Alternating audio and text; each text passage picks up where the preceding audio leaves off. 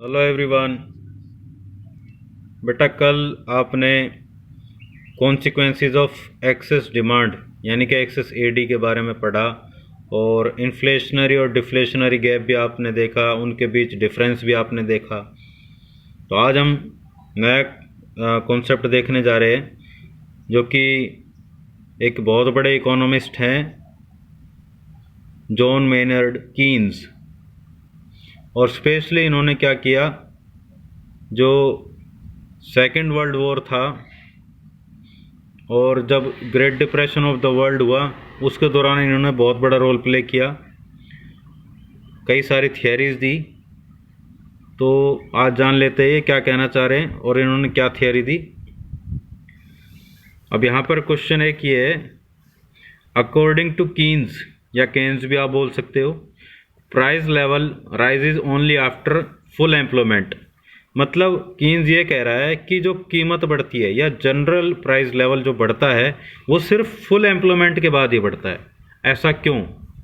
बेटा मेन एक कारण ये है कि कीन्स ने ये बताया था कि जो इकोनॉमी के अंदर एक्सेस कैपेसिटी होती है, एक्सेस कैपेसिटी का मतलब अगर डिमांड बढ़ती है तो आप सप्लाई बढ़ा देते हो और डिमांड घटती है तो सप्लाई घटा देते हो। यानी कि यहाँ पर आप ये लगा के चलो कि जो आपकी एग्रीगेट डिमांड है उससे कहीं ज़्यादा एग्रीगेट सप्लाई होती है, तो उसी के हिसाब से क्या है, आप डिमांड के हिसाब से सप्लाई को एडजस्ट कर देते हो। डिमांड बढ़ती है सप्लाई बढ़ा देते हो, डिमांड घटती है आप सप्लाई घटा देते हो। लेकिन एक केस ऐसा आ जाता है जैसे कि आपने कल भी देखा कि जब एडी एस से ज़्यादा हो जाएगी तो बेटा सप्लाई हो जाती है कांस्टेंट, तो उसके बाद कीमत बढ़ना स्टार्ट हो जाती है। अब क्योंकि देखो भाई, जब डिमांड बढ़ रही है सप्लाई बढ़ा दी तो कीमत का तो कोई रोल ही नहीं आता, लेकिन रोल तब आ जाएगा जब सप्लाई का रोल खत्म हो जाएगा, यानी कि सप्लाई कांस्टेंट हो जाएगी लेकिन फिर भी क्या है, एडी बढ़ती जा रही है। अब एक सबसे बड़ी बात क्या है यहाँ पर, जो एग्रीगेट डिमांड, या अगर मैं आपको सिंपली बताऊं, जब डिमांड फैक्टर स्ट्रॉन्ग हो जाता है तो उसके हिसाब से चीज़ें चलती है। आपको पता है जब डिमांड बढ़ेगी तो कीमत बढ़ेगी, डिमांड घटेगी तो कीमत घटेगी। अब क्योंकि सप्लाई हो गया कांस्टेंट, तो यहाँ पर बेसिकली क्या है, before attaining the level of full employment, तो वहाँ पर क्या है, एडी और एएस एडजस्ट हो सकते हैं, क्योंकि बेटा एएस हमेशा उस टाइम पर एडी से ज़्यादा होती है। अगर एडी कम हुई तो एएस को कम कर दोगे और एडी बढ़ गई तो एएस को बढ़ा दोगे, यानी कि एग्रीगेट डिमांड के हिसाब से एग्रीगेट सप्लाई चलेगी। तो यहाँ पर क्या है, एक्सेस कैपेसिटी एग्जिस्ट होती है तो उसके हिसाब से ही एग्रीगेट सप्लाई को बढ़ाया भी जा सकता है और घटाया भी जा सकता है एग्रीगेट डिमांड के हिसाब से। लेकिन फुल एम्प्लॉयमेंट लेवल का मतलब ये होता है जब आप सारे रिसोर्सेज काम पर लगा देते हो, जितना मैक्सिमम प्रोडक्शन आप कर सकते हो उतना आपने कर दिया। अब प्रॉब्लम क्या आ जाएगी, वही एग्जिस्टिंग रिसोर्सेज पर प्रेशर आ जाएगा और वेज प्राइस स्पायरल जो प्रॉब्लम है वो एग्जिस्ट करती है। तो ये डायग्राम से देख लेते हैं। बेटा ये y is equal to s तो होता ही है, कोई दिक्कत नहीं है। अब यहाँ तक मैक्सिमम प्रोडक्शन कर सकते थे, ये फुल एम्प्लॉयमेंट पॉइंट है, यानी कि इतना आप प्रोडक्शन कर सकते थे और आपने इतना प्रोडक्शन कर दिया। वैसे अगर बढ़ता जाता है, जैसे यहाँ से बढ़ना स्टार्ट हुआ था, बढ़ रहा था, लेकिन एक लिमिट आ जाती है जो मैक्सिमम आप प्रोडक्शन कर सकते थे। यहाँ पर आपने सारे रिसोर्सेज काम पे लगा दिया, मशीन भी, इंसान भी, जितना रॉ मटेरियल वगैरह, मतलब सारा रिसोर्सेज आपने काम पे लगा दिया और इतना मैक्सिमम आप प्रोडक्शन कर सकते हो, इससे ऊपर नहीं। तो यहाँ पर आपका क्या है कि एग्रीगेट सप्लाई कांस्टेंट हो जाती है। लेकिन अब भी अगर एग्रीगेट डिमांड बढ़ती जाए फिर क्या होगा, फिर होगा ये कि inflationary spiral, wage price spiral, ये प्रॉब्लम अराइज होगी, यानी कि कीमत बढ़ती जाएगी क्योंकि एग्जिस्टिंग रिसोर्सेज पर क्या है, प्रेशर आ जाएगा। तो यहाँ पर अब क्या हो गया, no excess production capacity remains, कोई प्रोडक्शन कैपेसिटी नहीं है, तो आपका जो एग्जिस्टिंग रिसोर्सेज है उन पे प्रेशर आ जाएगा और कीमत बढ़ना स्टार्ट हो जाती है। तो यहाँ पर अब क्लियर हो जाता है कि फुल एम्प्लॉयमेंट के बाद ही कीमत बढ़ेगी, क्योंकि फुल एम्प्लॉयमेंट से पहले तो एग्रीगेट सप्लाई क्या है, एग्रीगेट डिमांड से ज़्यादा होती है। तो उसी के हिसाब से क्या करते हैं हम, अगर एग्रीगेट डिमांड बढ़ेगी तो एग्रीगेट सप्लाई बढ़ा देंगे, और एग्रीगेट डिमांड कम होगी तो एग्रीगेट सप्लाई को कम कर देंगे, राइट। अब बेसिकली बेटा हम देख लेते हैं measures to correct deficient and excess demand. बेटा दोनों ही प्रॉब्लम है, डेफिशिएंट डिमांड भी प्रॉब्लम है और एक्सेस डिमांड भी प्रॉब्लम है। डेफिशिएंट डिमांड को आप मंदी का दौर लगा के चलिए, मंदी और ज़्यादा मंदी को जन्म देगी, तो आपकी इनकम जनरेट नहीं होगी, इनकम जनरेट नहीं होगी तो खर्च नहीं कर पाओगे। तो बेटा एक टाइम ऐसा आ जाता है, अगर ये चलता रहे तो बेटा मंदी इतनी आ जाएगी आदमी भूखों मर जाएगा। और एक्सेस डिमांड अगर ये प्रॉब्लम चलती रही तो इससे क्या है, तेज़ी तो आती है, इनकम फास्टली जनरेट होती है, लेकिन साथ में कई सारी प्रॉब्लम्स और हो जाती है, कीमतें इतनी बढ़ जाती है। क्योंकि आपने अभी देखा कीन्स वाले में भाई मैक्सिमम प्रोडक्शन जितना आप कर दोगे, लेकिन उसके बाद क्या है, कीमतें बढ़ना स्टार्ट होंगी, यानी कि महंगाई बढ़ती जाएगी, महंगाई इतनी ज़्यादा बढ़ जाएगी तब भी क्या है, गरीब आदमी भूखों मर जाएगा, ठीक है ना। तो दोनों ही प्रॉब्लम है, दोनों ही प्रॉब्लम्स को जितना फास्टली आप करेक्ट कर सको, सही कर सको, ठीक है, वो ज़रूरी है, क्योंकि इकोनॉमिक स्टेबिलिटी तभी होती है, अदरवाइज प्रॉब्लम क्रिएट हो जाएगी। तो इनको सही करने के जो उपाय हैं, मेजर्स हैं, वो दो हैं मेनली, एक तो फिस्कल और एक मॉनेटरी मेजर्स। फिस्कल का मतलब बजटरी पॉलिसी, बजटरी पॉलिसी का मतलब गवर्नमेंट जो खर्चा करती है, और इनकम, भाई गवर्नमेंट खर्चा करती है, सभी को पता है किस चीज़ों पर कैसे कैसे खर्च करती है। इनकम कहाँ से होती है गवर्नमेंट की, इनकम गवर्नमेंट की होती है टैक्सेस से, फाइन से, पेनल्टी से, रजिस्ट्रेशन फीस से, और भी बहुत सारी चीज़ें हैं। और मॉनेटरी पॉलिसी आपने पढ़ा था कि जो आरबीआई अलग अलग इंटरेस्ट रेट वगैरह तय करता है, भाई सीआरआर है, एसएलआर है, बैंक रेट है, रेपो रेट है, रिवर्स रेपो रेट है, ये सारी चीज़ें, इनके थ्रू किस तरह से इन प्रॉब्लम्स को करेक्ट किया जा सकता है, अब ये हम देख लेते हैं अलग अलग। सबसे पहला है फिस्कल पॉलिसी या फिस्कल मेजर्स। अब ये किससे रिलेटेड है, गवर्नमेंट के रेवेन्यू और एक्सपेंडिचर से, इसको हम बजटरी पॉलिसी भी कहते हैं।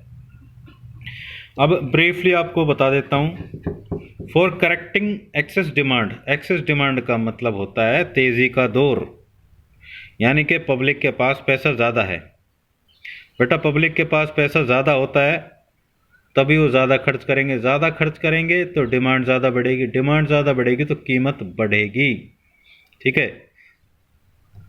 गवर्नमेंट का रेवेन्यू बढ़ा दिया जाए, रेवेन्यू बढ़ाने का मतलब गवर्नमेंट की इनकम, जैसे आपसे टैक्स लेती है, अब गवर्नमेंट आपसे ज़्यादा टैक्स लेना स्टार्ट कर दे तो आपके पास पैसा कम बचेगा खर्च करने के लिए।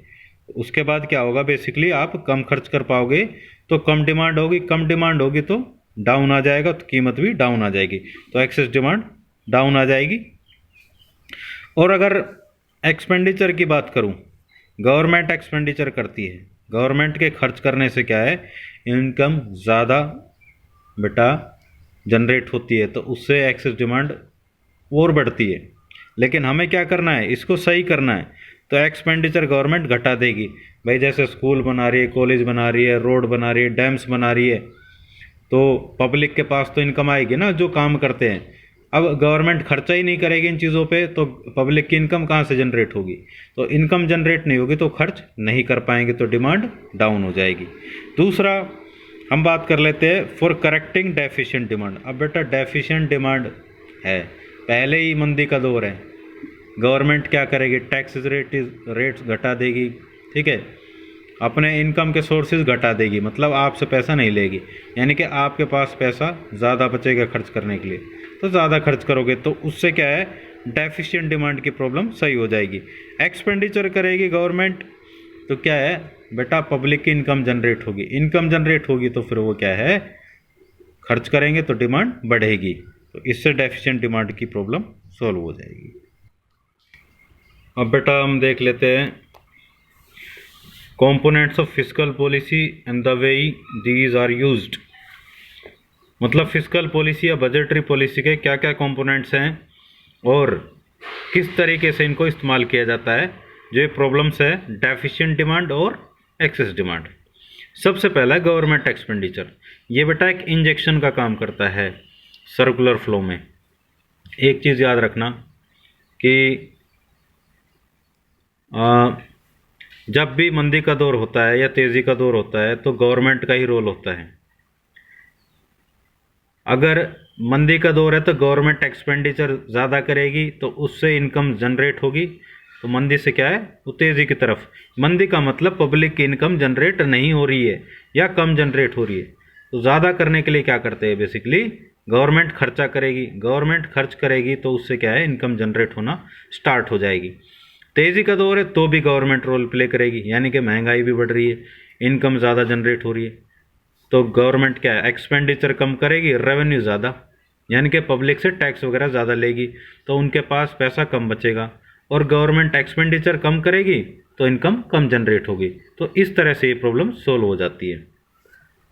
अब गवर्नमेंट किन किन चीज़ों पे खर्च करती है, जैसे पब्लिक वर्क्स प्रोग्राम्स है, जैसे रोड बनाना, डैम बनाना, इन पे खर्चा करती है तो पब्लिक को काम मिलता है तो इनकम जनरेट होती है। Expenditure on education and public welfare programmes, education पे खर्च करती है, और जो सामाजिक कल्याण है, जो पब्लिक के कल्याण के लिए, तो उसके लिए भी खर्चा करती है तो उससे भी इनकम जनरेट होती है। Expenditure on the defence of the country, ये भी खर्चा है।